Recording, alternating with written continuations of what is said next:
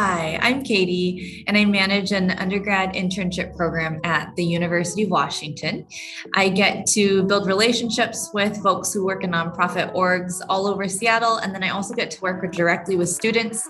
We cover topics in meetings and trainings and do various activities around social justice topics like identity, positionality, mental health, what happens when you face a microaggression in the workplace, how do you advocate for yourself, etc. When I graduated from college, I didn't know exactly what I wanted to do, but I did need to be closer to home and closer to my family.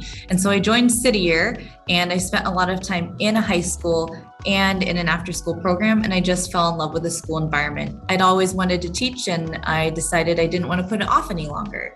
I taught high school Spanish in Central and South Seattle for about 8 years. I know it seems kind of random to have a Korean Spanish teacher, and maybe it was, but for me, it didn't feel so random.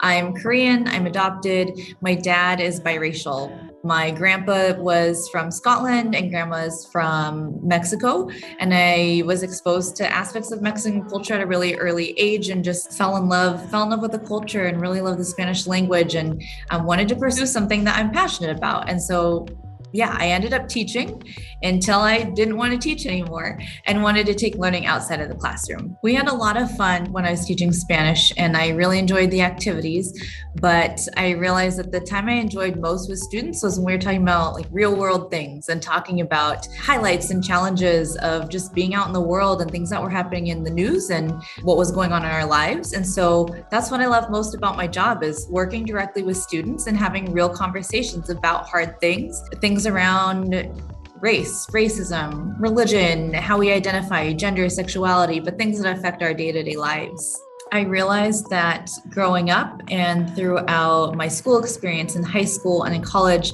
I wasn't proud of being a person of color. I didn't really celebrate who I am. And so being able to be a part of that experience and identity with college students now means a lot to me. I think the number one thing to keep in mind is that it's okay to change your mind, and you don't have to do the same one thing for the rest of your life. I think part of this journey in college and beyond is figuring out also not just what you love, but what you don't want to do. That's a journey in itself.